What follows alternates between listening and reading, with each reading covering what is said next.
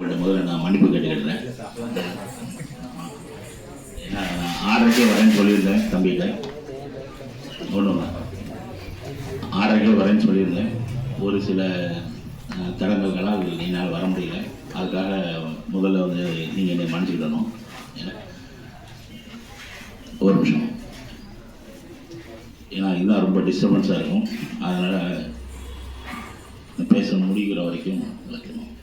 நீங்களும் அதை கொஞ்சம் ஃபாலோ பண்ணிங்கன்னா நல்லாயிருக்கும். அதாவது நம்ம ஸ்கூல் டைம் முடிகிற வரைக்கும் அதை தொடாமல் இருந்தால் கொஞ்சம் நல்லாயிருக்கும்.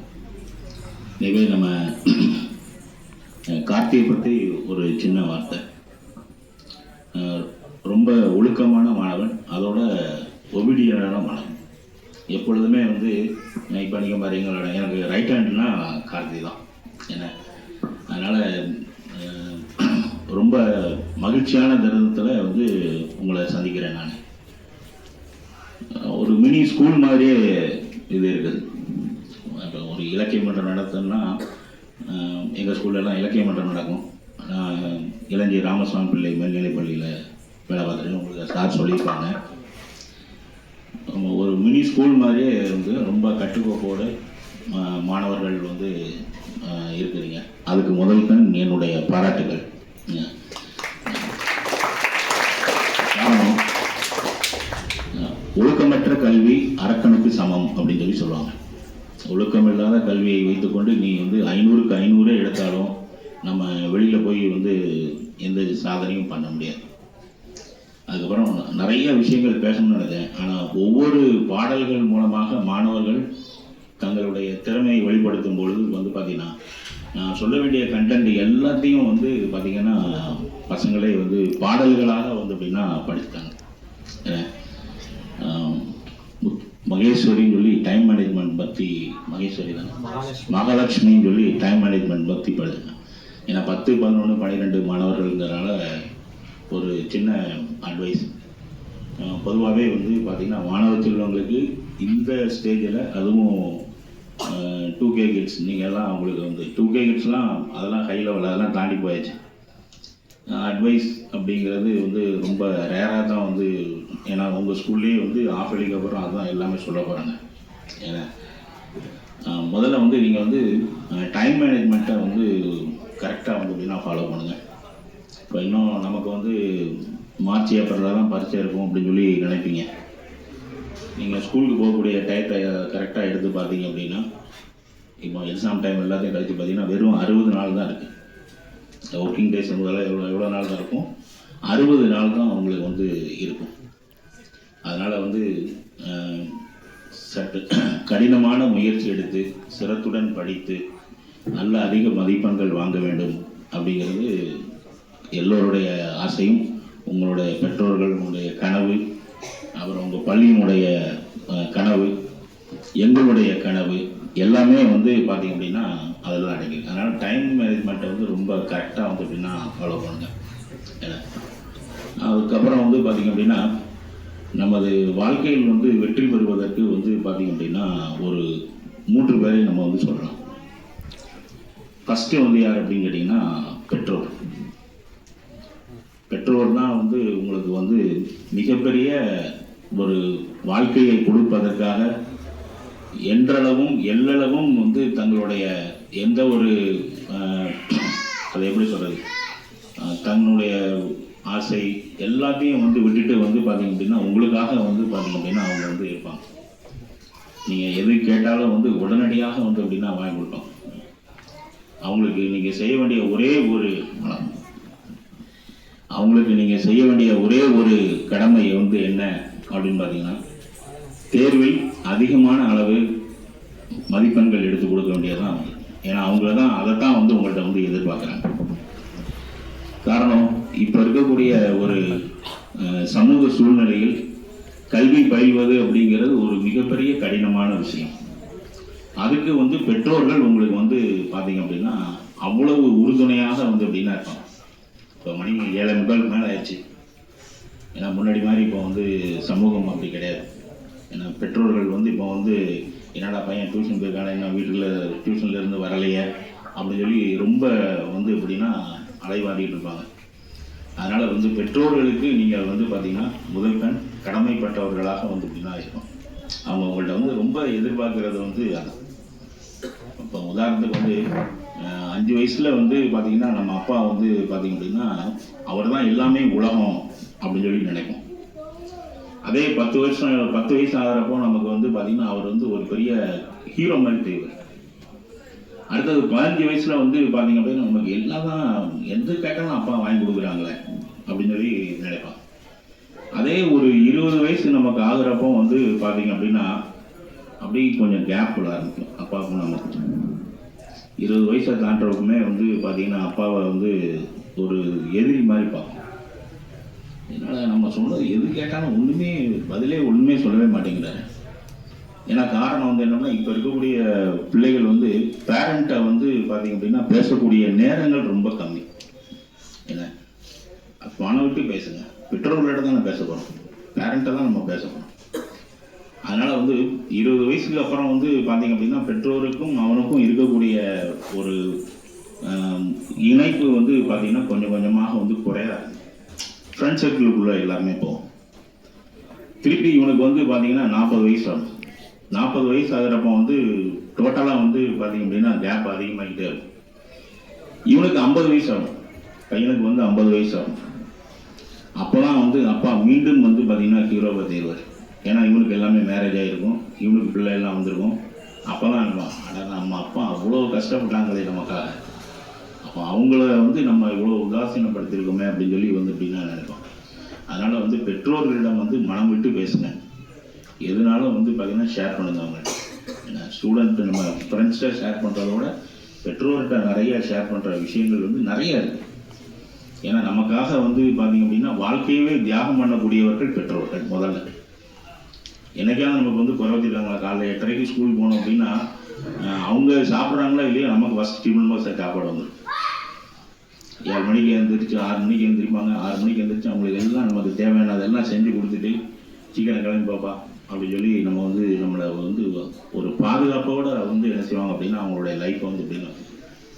காரணம் என்னுடைய அப்பா வந்து பார்த்தீங்கன்னா போலீஸ் டிபார்ட்மெண்ட், வீட்டிலே இருக்கவே மாட்டாங்க. ஏன்னா அவங்க பார்த்து அப்படின்னா எந்த நேரமும் வந்து ஸ்டேஷன்லேயே தான் இருப்பார்.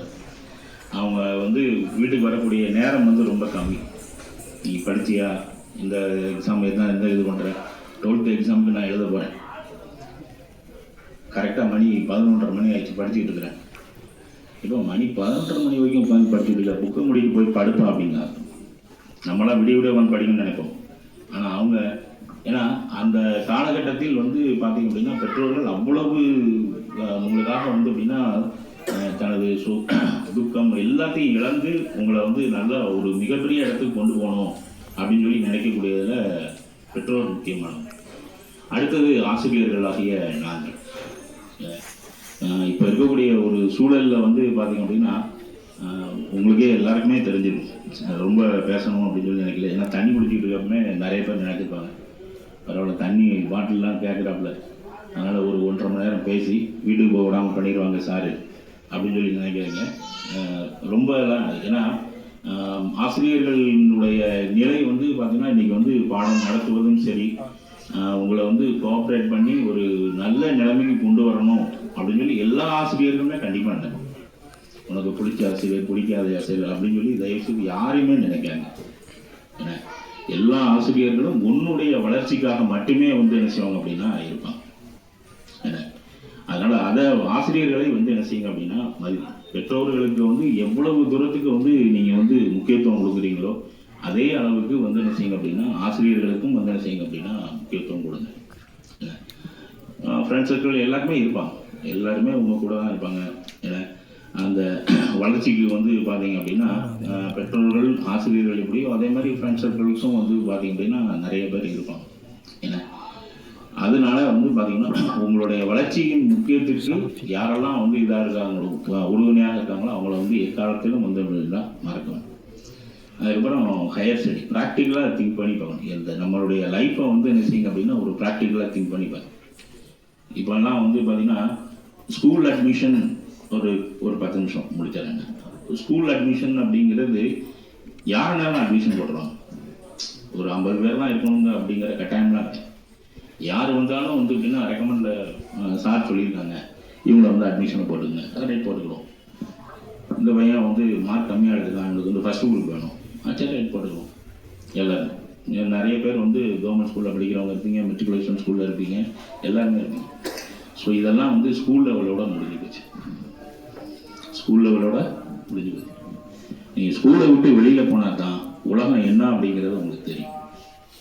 அங்கே வெளியில் போனீங்க அப்படின்னா அங்கே பேசக்கூடியது வந்து என்ன அப்படின்னா உன்னுடைய மதிப்பெண்கள் மட்டும்தான் அங்கே வந்து பேசும். அங்கே வந்து எதுவுமே வந்து நான் வந்து இவரோட பிள்ளை இவ்வளோ பணம் இருக்கேன்ட்ட எல்லாமே நம்மளோட அவங்களோட இருக்கு. உனக்கு அங்கே அட்மிஷன் கிடைக்கணும் அப்படின்னா உன்னுடைய மார்க் மட்டும்தான் அங்கே வந்து என்ன செய்யும் அப்படின்னா பேசும். அதுவும் வந்து பார்த்தீங்க அப்படின்னா நிறைய பேரை வந்து சேர்க்க மாட்டோம். இப்போ நீ இன்ஜினியரிங் போகிறையா, இன்ஜினியரிங் பற்றி நீங்கள் வந்து நிறைய விஷயங்கள் இப்போ கேள்விப்பட்டிருப்பேன். கிட்டத்தட்ட வந்து 35,000 வேக்கன்சி வந்து பார்த்தீங்கன்னா இன்னும் ஃபில்லப்பே ஆகலை. டில் நவ் எல்லா கவுன்சிலிங்லாம் முடிஞ்சிச்சு. 35,000 வேக்கன்சிஸ் வந்து அப்படின்னா இன்னும் முடியவே இல்லை. காரணம் வந்து என்ன, நம்ம எல்லாருமே என்ன நினைப்போம், நல்ல ஒரு ரெப்யூட்டட் காலேஜில் போய் சேரணும், நம்மளுடைய ஃப்யூச்சர் நல்லா இருக்கணும் அப்படின்னா நல்ல காலேஜில் போய் சேரணும், என்ன குரூப் எடுத்தால் நமக்கு வந்து ஃப்யூச்சர் நல்லா இருக்கும் இப்படிங்கிறதான் வந்து நம்ம தெரிஞ்சு வச்சுருக்கோம். பட் அதுக்கு பேசிக் வந்து என்னது, நம்மளுடைய மார்க். நம்மளுடைய மார்க் மட்டுமே வந்து என்ன செய்யும் அப்படின்னா பேசணும். வெளியில் வந்து அந்த மதிப்பெண்கள் அதிகமாக எடுப்பதற்கு கடினமான முயற்சி செய்யுங்க.